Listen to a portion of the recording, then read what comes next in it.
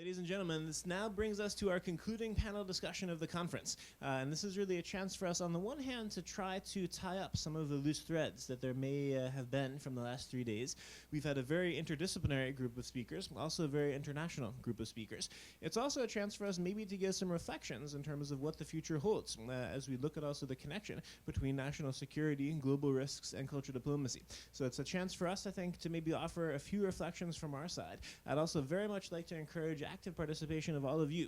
This is your final chance to maybe ask a question you didn't get a chance to ask before, or share a perspective, perhaps something also that you think differently about now than from the beginning of the conference. And I thought to begin, actually, Nazar Al-Baharna has kindly jotted down a few questions. We were discussing this a little bit over lunch that I think might be a nice way of beginning the panel discussion.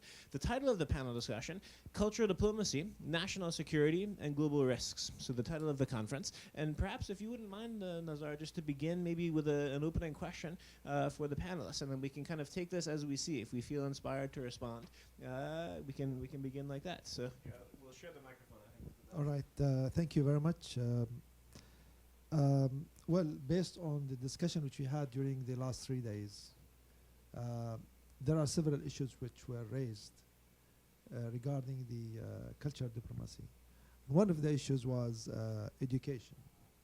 And the question is how can education help in the propagation of values and ethics that could support government initiatives in cultural diplomacy?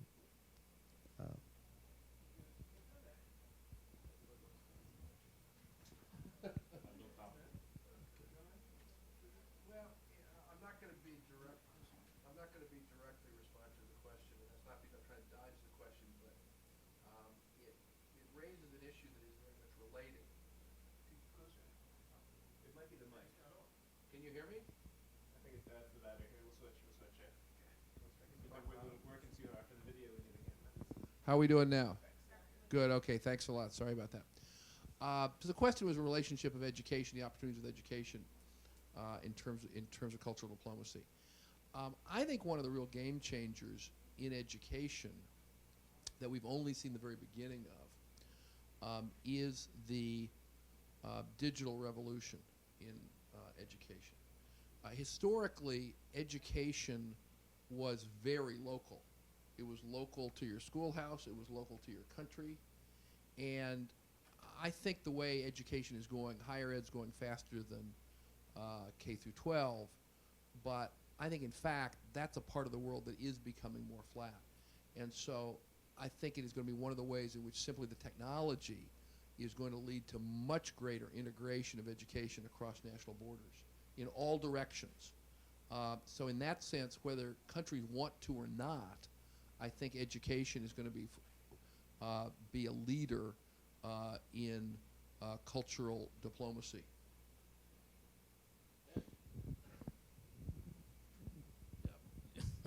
You got me started. Can you? Okay. I just want to say that I totally agree with the ambassador in terms of education, but I would also say that the amazing thing about new technologies is that national cultures and local cultures matter more, not less, with the new technologies. It's totally the opposite was what was expected.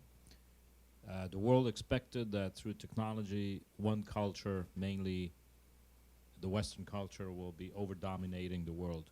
It is just not happening.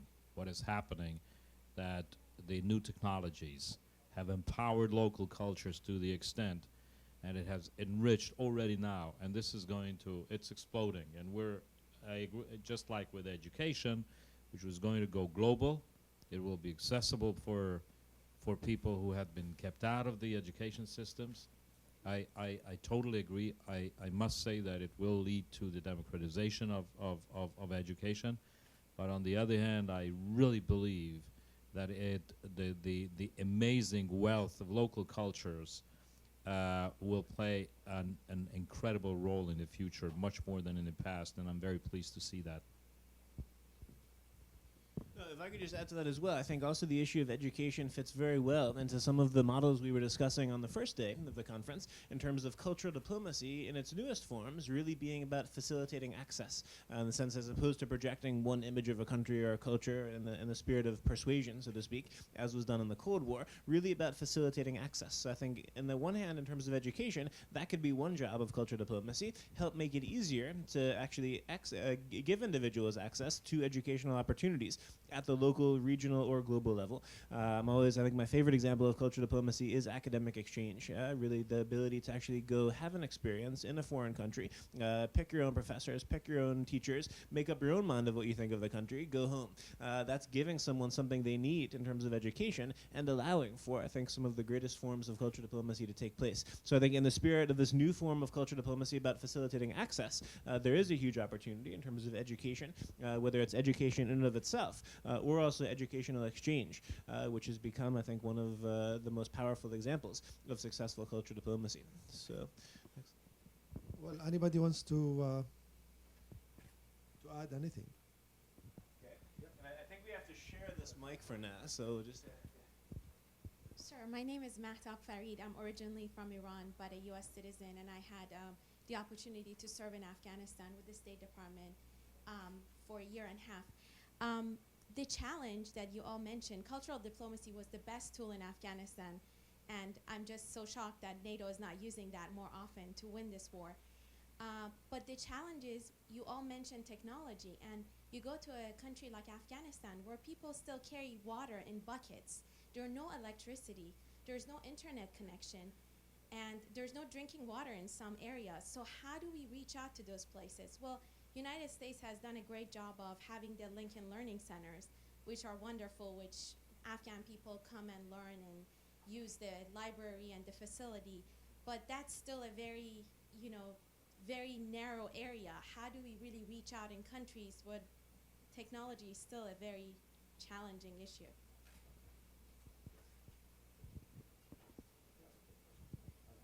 I don't know, and you're right. But if you go to Kabul and you see there is a new generation that's using new technology extensively. Now, it's not our role and it's not NATO's role to spread that technology, but I do feel that the new elites and the new generation in Afghanistan is going to make use of the new technologies to help Afghanistan catch up. I want to come back to this comment you made about NATO. Had NATO, that's really something we are advocating, and we've been advocating for a long time, that the soft power aspect of operations should be part of the planning early on. Had NATO planned to use cultural diplomacy, what we call in general soft power tools, early on, it would be in a much better shape in Afghanistan than it is now. Now, it has tried, but I do believe it will have to be part of military planning in the future if you want to achieve success in a country like, for example, Afghanistan. And I do feel that it was a huge mistake not to do that. It was a huge mistake not to involve the locals, and honestly, it was a huge mistake not to involve people who understand those cultures, like yourself. I agree with the ambassador's points. I'm going to make one very, very narrow point about public diplomacy in a war situation such as Afghanistan.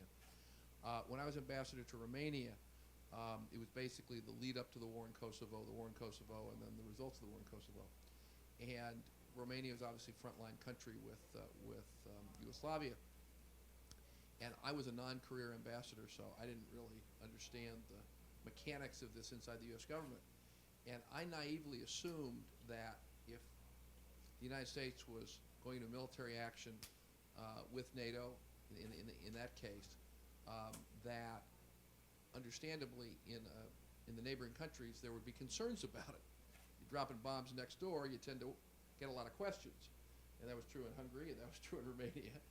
And so I called up the State Department. I said, so, okay, what additional boots are you going to put on the ground to help explain this to the Romanians? And they were like, what do you mean? There was no concept of a public diplomacy surge in a war. It's exactly the point that the ambassadors made. Now, I'm sure that's all been corrected since I was ambassador 12 years ago. But it seemed obvious to me, coming from the outside, that there should be folks who fly in. They don't have to parachute in. They fly in, and they provide a surge of explanation of what we're doing in areas of the world they're concerned about it. But there absolutely was no planning, thinking, resources around that. And very frankly, I said, okay, we haven't done it before, let's do it now. And it turned out to be the case that with the planning cycles in government, the war was over by the time the issue could even be addressed. So I think it's a great opportunity. And it's a very cost-effective opportunity. I mean, this is the cheap stuff in international relations. Well, I think to address your point, I think this is going to change, and it's going to change rapidly. See, technologies is not a matter of just using the internet. It's much more than that. It is to enable people actually to use the technology. And I know that I'm partly involved in an initiative specifically to empower people, especially women, in rural countries. And we're working with a group who have actually introduced what they call the Raspberry Pi. The Raspberry Pi is actually, it's a complete computer of a size of a credit card. And this was designed and developed totally in UK by a group, the same group who produced the first mini computer or microcomputer, which is in 1980. Now, this Raspberry Pi costs $25. And the initiative is to give it to every woman available. And we are arranging a program actually that to go with it, so that they can actually use that program to connect with other, to send grievances, to complaints, etc. And I think in Afghanistan that's what's required. It is the right of the people there to get connected to the world, to get empowered. And that's the whole idea of cultural diplomacy, is not just that the governments go and talk to governments. That's very easy. But how people can talk to people. And if there are people who are deprived from that, I think this issue should be addressed. Now, if you say who should address it, and I think it's a responsibility of everybody. And I don't think that it's a responsibility because I think that I am from a country, I am well off, and I should not care about the other country. No, the whole world is interconnected. And what's happening in Afghanistan is affecting everywhere, every country, other country in the world. So it's our responsibility. Before we leave the topic of education, I'm wondering, Alex and Patrick, you're sitting in the back there. I know you've been doing a lot of work also on this issue of education in terms of culture diplomacy. I don't want to put you on the spot, but would you like to offer your perspectives as well? Or I can give you a second to think about it, maybe while we take a question here.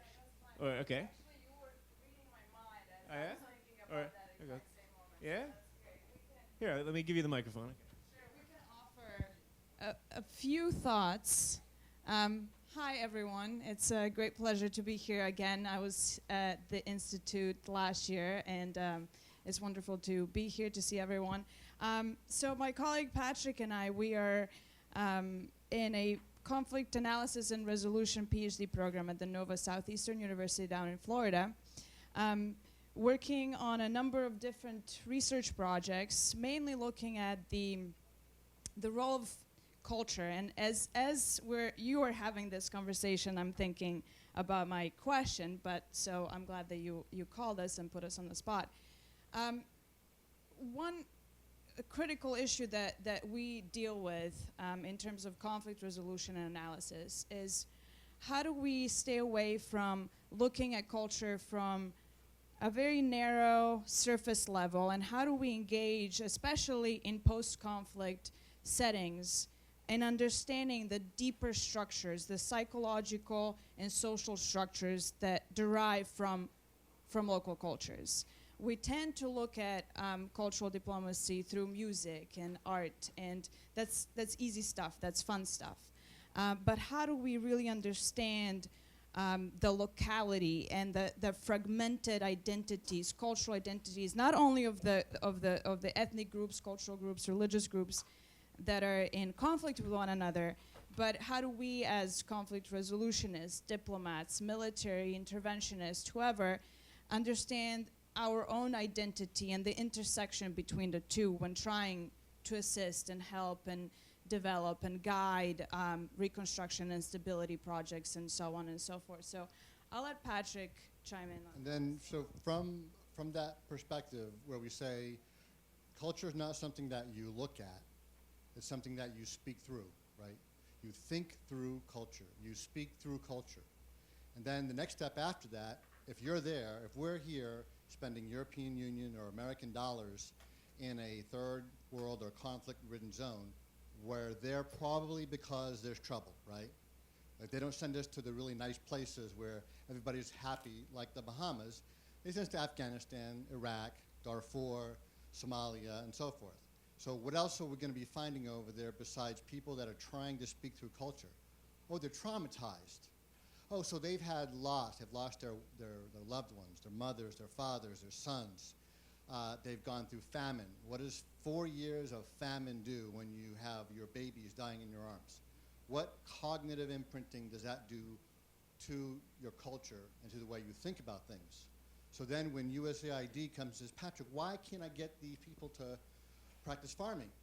And so I ask a question, how many years do you think they've been through famine? Oh, they've been through a lot of famine, so they should be really motivated to farm. Oh, just the opposite.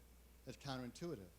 They're so terrified of trying to depend upon the land because they've starved for so long and had so many of their children die that they can't bear to trust the land anymore. So then you have to go ahead and go and set up programs by where you can help them acquaint themselves with the land and the possibilities of agriculture and so forth, right? So we have these trauma things that we don't even see. So even after we get through the language, even after we get through the culture and figure out how they're speaking to us in that specific verbal and nonverbal, sociocentric, right, not egocentric, language of their particular culture, then we have to say, okay, now what have they gone through that's going to make them traumatized, where they'll go from points of being numb, where they just look like they don't care, to the point where they want to tell you about all the horrible things that happened to them that sound kind of fantasy because they're so horrible, right? This is just simple trauma that the civilians that we deal with are going back and forth through. So with what Alex talks about is not only do we have to try to get behind and understand the culture that they're thinking and speaking to us through, we then have to overlay, okay, what can we expect from the traumatization that they've gone through? And once we take in that expectation and project that expectation, all the things they're doing or not doing all make sense. It all falls into place. And the aha light comes on in our brains, and we quit wasting our donor dollars trying to reinforce failure only because we don't understand what's happening right in front of us. So there's so much more to learn about the culture of diplomacy, not just at the state level, but at that all-important track 1.5 and track 2. And eventually the greatest diplomat will be the diplomat that goes out to the village and does cultural diplomacy village by village by village. So, Not sure if anyone would like to comment on that. If I may just add one point, I think one of the crucial parts in trying to do cultural diplomacy in a war zone area, as in somebody who lived there, is lack of listening. There is no listening. There's people come in with all their grand ideas, but they don't listen to the locals of what is it that they want. And sometimes they just want to be listened. They don't need anything. They just want you to know what they're going through. One of the perfect examples was a State Department poetry day that we did because being, an Iranian American, poetry was a big deal in our family, and I know it's a huge deal in Afghanistan. And I said, why don't we do a poetry day? So with $650 State Department grant, we did a poetry day that attracted 250 people. We brought the provincial governor and everybody came. And even we had young people who talked about their desires on being with a man through poetry, which was amazing because you never hear women talking about anything, of opposite sex. So you're right, it goes beyond just, what we see as macro level, but sometimes we miss the very thing that it's just right in front of us, which is listening to them. Why don't you give the floor to the gentleman here? May I say something? Sure. I'd like to say something about, you said something about the village. And as you know, I'm a Vietnam veteran. And you're right. It's very important to make contact with people. And I'll take you back to 1968, sometime in the fall, the fall of 1968, I was in a place called Chu Lai. And I was part of a pacification team that went out to a village called Sam Hai. We were, in fact, I had complained about the fact that black soldiers weren't allowed to go on these pacification teams. So I went to the company commander, Major LaGrassa, and I complained about it. And he said, okay, Summers, the next time you go out, they go out on this pacification team excursion, then you and Bobby Cutler will be there. So we went out. And, we rode into the village armed to the teeth. I mean, we're on a pacification program, but we looked like Rambo. And so anyway, to make a long story short, we didn't get along too well with the people in this pacification program because that's just another story. But we separated ourselves from that group, and we walked down a little road about the width of this aisleway right here. And we saw two little girls playing on the side of the road. And so we just went over to them and we started playing with them, just like you do if you were at home. And in the distance, a woman started beckoning to her children. And, I had the feeling that she was afraid that we would do something to these children. And I felt very bad. And so they ran over to their mother, and then she beckoned to us. And I looked at Bobby, and Bobby looked at me, and we said, okay, what the hell? Let's go over and see what this woman wants. We went over there, and she invited us into her home. Now, these two young soldiers, go into her home, and the first thing she does, she reaches for my weapon. Now, in the United States military, you don't give your weapon up. And so just act as though you're reaching for my weapon. We reach for it. And we go like this, back and forth, back and forth. So finally, I just let it go. She took the weapon and put it behind the door like an umbrella. And Bobby looked at me, I looked at Bobby, and Bobby gave her his weapon too, and she put him behind the door. And so we had a conversation with this woman as best we could because we didn't speak the language. But she explained that her two children had two different fathers, and both of them had died in the war. And we were sitting there feeling pretty sick and uncomfortable and sad about this. I don't know how long it lasted, but she told the story. And then we had to go. We noticed that we had to go. And so Bobby went out in front of me, and then I went out the door. And I turned to say goodbye. And she looked at me with the only English that she knew and said, I love you. I never forgot that. And I think it's an important story to tell because it kind of like coincides with what you were saying about the village and contact with the people. If you go to people in a non-threatening way, if you take that chance, that risk, then maybe something fruitful will come out of it. In fact, I wrote a song about it years later, and I'll just recite the last words for you. I'll never forget the day that we met. Some say it's a dream, but it's all real to me. There's no turning back to the world we once knew, but the future seems bright when I think about you. Thank you very much, Darnell. I was just informed we have 10 minutes. First of all, thank you. There's just more. We have 10 minutes actually to conclude for the Johns Hopkins University, so I want to make sure we have as many voices as possible heard. I think you've been waiting. Thank you so much. My name is Professor Thibault. I teach at the University of Massachusetts. I want to thank all of you for enlightening us, and I want to follow up on the issue of education as an integral component of cultural diplomacy. I think academic exchanges and student exchanges are very important because that is the gateway to understanding other cultures, and in the hopes that maybe what I say will get to the ears through you of those who make those decisions. In the last couple of years, we've been seeing a decrease in funding for some of those academic programs. And I'm pleading on behalf of all the academicians and students that if there's a way to talk to the powers that be to increase funding for student exchanges and faculty exchanges, because we have done quite a bit in terms of student exchanges, but it's getting more and more difficult for faculty to also do that kind of exchange unless you get a Fulbright. And you can't get a Fulbright if you're not a US citizen and stuff like that, so there's certain limitations. So if something can be done to improve that, that will be great. And the last thing that I want to mention is that we also have the possibility of increasing cultural exchange in middle school and high school levels. Because by the time students get to us in college, sometimes we really wonder because they're kind of clueless. One of the courses that I teach is African history, and I'm always shocked by how little our students know, and I ask them, what did you learn in high school?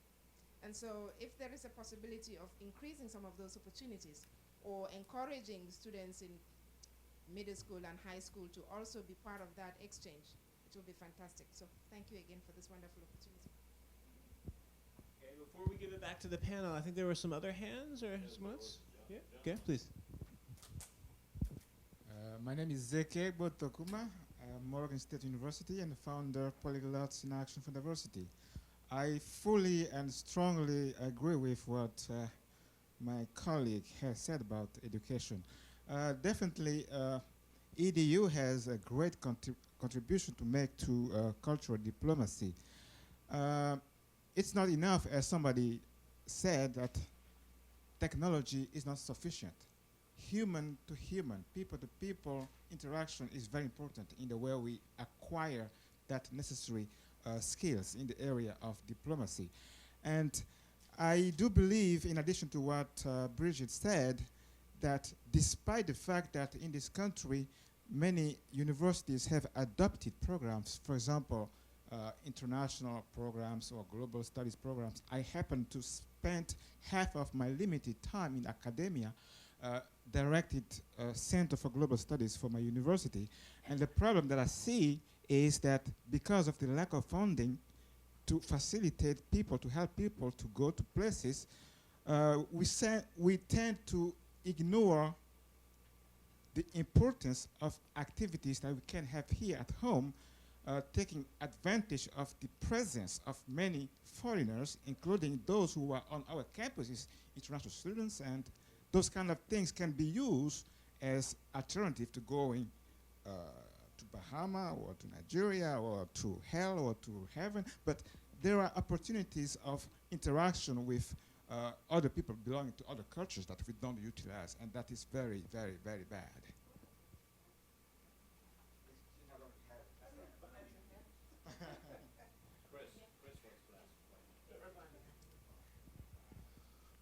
Chris Ibe is my name, from Nigeria. I champion a youth organization called African Youth Initiative on Crime Prevention.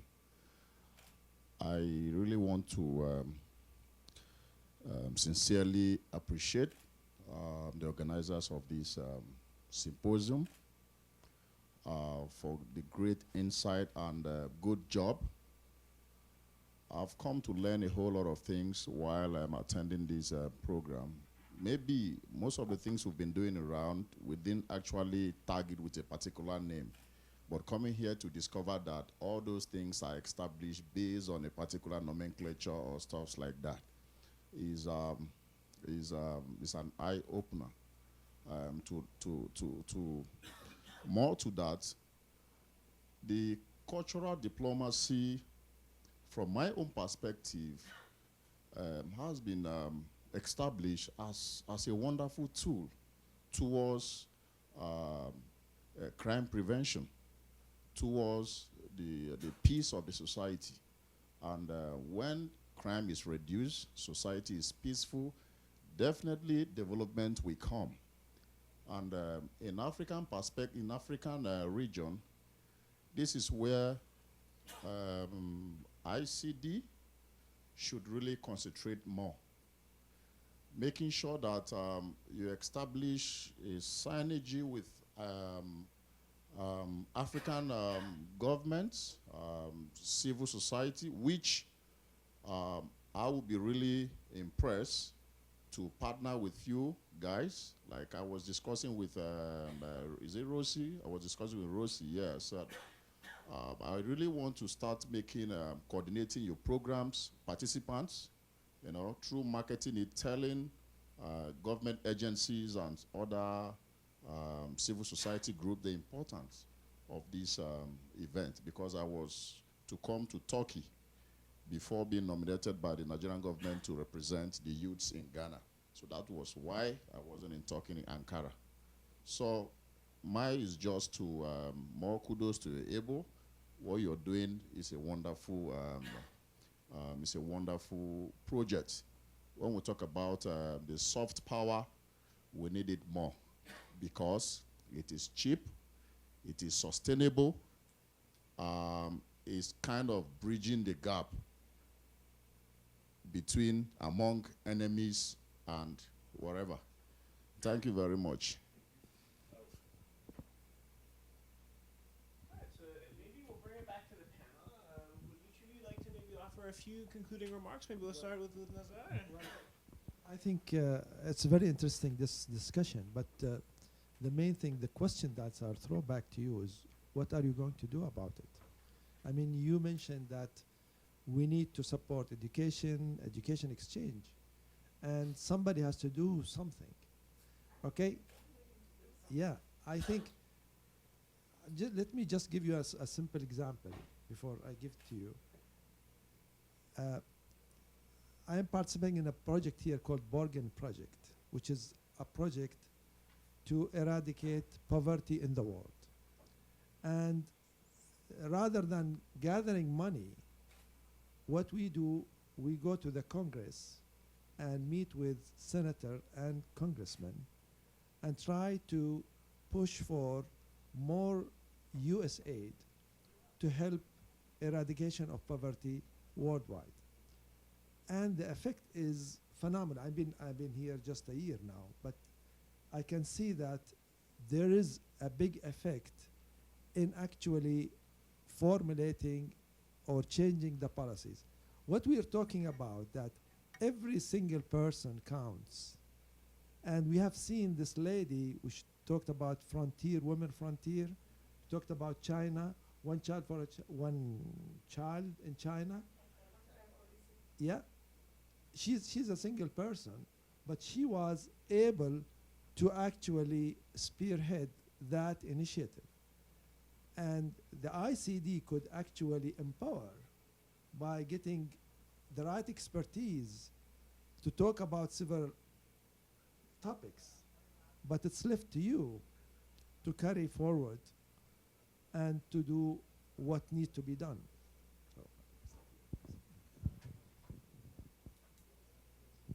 Thank you so much, Your Excellencies. My name is Basma Tribi. Again, I'm Egyptian, and I'm interested in international relations, and I study international relations back home at the American University in Cairo. What I used to do, when I was a student, is I used to volunteer to teach Arabic and English at NGOs, and I used to tell my friends so that each weekend we do such a thing. I'm not saying that it's like the role model thing, but it helped because later on a couple of girls would talk and would call us and say that they want to travel abroad, like daughters and sons of peasants, and they're like, we want to finish our education, our fathers and our mothers are illiterate, but we want to have a career and we want to be empowered. So that's like one of the enriching experiences that we're trying to do back home, especially with the rise of civic consciousness.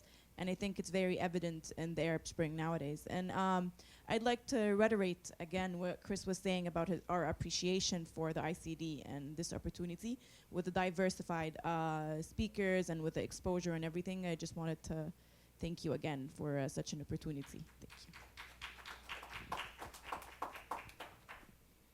Thank you very much. Would you like to go next, or add some concluding remarks? Sure.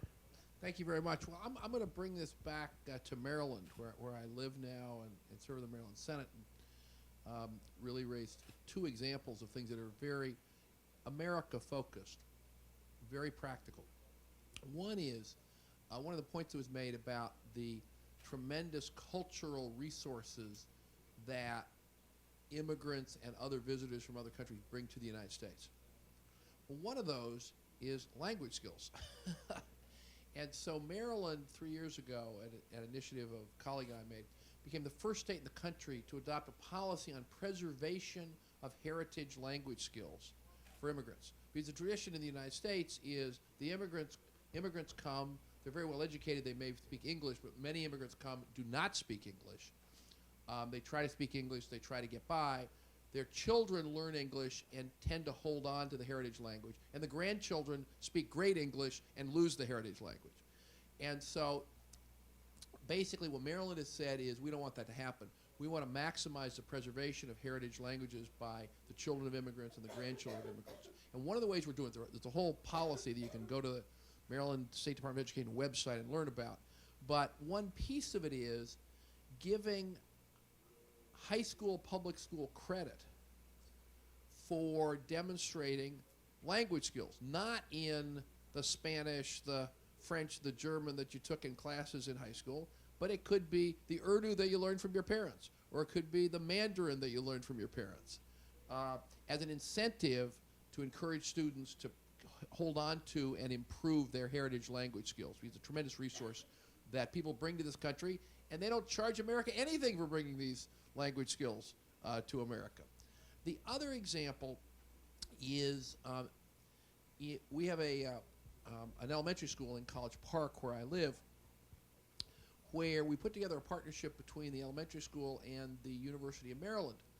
And we were very interested in making the elementary school stand out in some way. And so the community leadership decided that one of the ways we were going to do it was we were going to make the study of Chinese and the study of China an integral part of the entire elementary school, starting with kindergarten. And so every level has projects and education related to China. We partnered with the Chinese student community, academic community at the University of Maryland, the Confucius Institute at the University of Maryland, who provided a lot of resources, people resources, not money, people resources, time, activities. And the principal made the decision that the capstone project for the 6th graders was for those who got good grades and behaved themselves or moving ahead, is they would be eligible to take the spring trip to China in their 6th grade year. And so everybody planned ahead, and civic associations and Rotary clubs and parents raised money. And the result is, for several years, the 6th grade capstone project is they go to China and visit their sister school in China. This has been so successful in cultural diplomacy that the principal of this elementary school is leaving this elementary school this summer because he's been hired by a Chinese school. In China. He's moving to China for several years to head a school in China. And we're sorry to lose him, but my only point is that there are tremendous opportunities to do cultural diplomacy in one's own community with one's own resources. Thanks an awful lot. I'd just like to, we really have to wrap it up, but I just want, first thing, what strikes me, I've been part of ICD for now quite a few years. What strikes me is the strengthening voice of North Africa and Africa proper. So I'm really struck by this, and I'm very encouraged by it, and I really like this. So just to be on the safe side, this is a tremendous change already. I also like.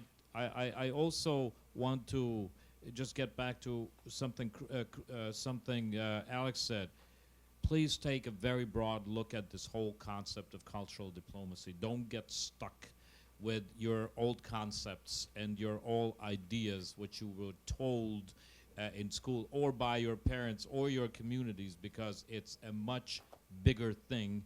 And of course, we're just at the start of exploring what it exactly can mean in terms of creativity, in terms of changing communities to become competitive, in terms of helping communities fast track and growing up, leapfrog in their developments. So please keep an open mind. Finally, I'd like to come back to this whole issue of technology. Technology is only technology. It's all about people. Trust me, it's all about people. In the end, technology, honestly, is important, but it's not the most important part of it. So with this, I'd like to say how pleased I am that our center, the Center for Transatlantic Relations, that this great university was able to partner with my old friends, Mark Donfried, and all the colleagues that I know, and this has been, as much as I've seen of this event, this has been a tremendous event, and congratulations, Mark. This has been great. Thank you. Thank you very much, Ambassador Simonyi. And maybe just my own concluding words, I'd actually like to say in the form of an invitation, in the sense that for us at the Institute for Cultural Diplomacy, we hope really today is actually the beginning of our network as opposed to the end. I've spoken to some of you on a one-on-one basis this week about the idea of also collaborating after this conference. And I wanted to just reiterate that. And maybe to clarify it, we have the concept at ICD where we invite all of our alumni to do what we call leadership initiatives. So instead of us giving you a homework assignment and telling you what to do, you come to us with a project or initiative and say, hey, Mark, or hey, ICD, this is a project that I'd like to do, or this is a project that I'm already doing. This is what I have, this is what I need. And in the what you need section, we try to get creative. As you saw a little bit this week, we have a very international network, a very interdisciplinary network. And again, in the spirit of new school cultural diplomacy, we really see our job to facilitate access. First of all, to facilitate access between you and each other. I think very often young leaders and participants of the conferences, through the partnerships and friendships that you form, can actually help each other. You're now joining, as of today, the larger network. We have about 8,000 young leader alumni in the world. I think it's 25,000 who are linked up to us via Facebook, and in the hundreds of thousands in terms of the broader network that we have email. So in that sense, see that as an opportunity. I think there, ICD can do very little to help the world, but you can do a lot. And so the idea is if we can somehow also help to empower you, to give you access to other resources, members of our advisory board, and some of them you actually met this week, Nazar, Ambassador Simonyi, speakers, some of them who are also still here, really be proactive. Contact me, contact any of the speakers. I think really all of them are very happy to be in dialogue with you. And even if you have a grand idea that might seem very difficult, don't be discouraged, and let's try. I also, speaking of Africa, I think there we were discussing also the idea of possibly in Nigeria doing something. Of course, I would very much like to. The key thing stopping us from doing events everywhere in the world is actually local partners. We can never really do an event unless we have a local partner from that country or the city who can help us. Luckily, we have Ambassador Simonyi here in Washington, so I'm very happy that you actually hosted us here at the Center for Transatlantic Studies today and yesterday. We also have a great partnership with National Public Radio, which allowed us to be there the first day. So basically, those are the kinds of partners we're looking for. So whether it's in Egypt or in Nigeria or in Iran or anywhere, really, that's really all we need to actually do great things. Sometimes on a very little budget. In the sense, this event also a very minimal budget. We were able to do a lot. So in that sense, again, an invitation and a request. If any of you would like to maybe host conferences with us, please let me know. Or if we can get engaged in projects or initiatives, I'd be very happy to. So thank you really to all of you. It was really a tremendous 3 days for me. I learned a lot. I really was inspired a lot by you, by the speakers, and really the momentum we created. I think there it was really an interaction. I think you were really a very, I don't even want to use the word audience, in the sense you were a great group of participants, and that really fueled, I think, the speakers to give even more than they were actually planning to give. So thank you very much to you. Maybe just to conclude this panel and the conference, I'd like to maybe say 3 thank yous. First of all, to the partners that actually helped to enable this, namely National Public Radio, who helped us on the first day. The Chertoff Group, as you know, Secretary Chertoff was very helpful with the invitations, also getting many of the speakers here. The Center for Transatlantic Studies at Johns Hopkins University, Ambassador Simonyi, it was really wonderful that we could be here at our first time at the Johns Hopkins University. Thank you very much to you. So maybe we could just do a round of applause first for for the partners that help to enable also the secondly, we have one speaker remaining aside from the advisory board members, so maybe also we could do a special thank you to Ambassador Rosapepe on behalf of actually all of the speakers who really were very generous with their time coming here, sharing their time with us, sharing their expertise, and I think inspiring and also challenging us to rethink many of these issues from different standpoints. So for Ambassador Rosapepe and on behalf of all the speakers, maybe just two other thank yous. I guess first of all, I'd like to also thank you once again explicitly, the participants, for having come here again on your own cost from sometimes great distances around the world, investing 3 days of your life because you do care about cultural diplomacy, you are interested in this. And again, from really being proactive, we really appreciated that too. So it's maybe strange for you to applause for yourself, but maybe one round of applause for the participants who are here 3 very long days. And then the final thanks is to actually my colleagues and staff from the ICD. A few of them are still here. You had a chance to meet also my parents who helped out earlier in the week, but Katie and Darnell are really representing actually now about 40 people sitting in the office in Berlin, half of whom are working on a volunteer basis because they also believe in cultural diplomacy and really want to see this develop. So maybe, I guess actually also advisory board I can put into this category as well. I think the ICD interns and volunteers share a lot also with the advisory board in the sense it's again about giving. Yasser Yakish is a great example who came here today, but really there are many also involved behind the scenes. So maybe if we could just do one round of applause for all those behind the scenes and also here. Thank you very, very much. And that's it. So unfortunately, we do need to leave. Luckily, we're really grateful to John Hopkins for having been able to spend so much time here the last few days. But we want to be respectful of our host as well. So we'll pay attention to the time limit. And I very much look forward to staying in touch with all of you. I still have plenty of business cards if we haven't had the chance to connect. I'd love to stay connected also via Facebook. So contact me via Facebook. ICD also has at least 3 groups on Facebook. We also have 3 blogs. So if we can continue this conversation in a virtual sense, we'd be very happy to. So thank you again, Ambassador Simonyi, and to all of you. And we look forward to staying connected with you after today. Thank you very much.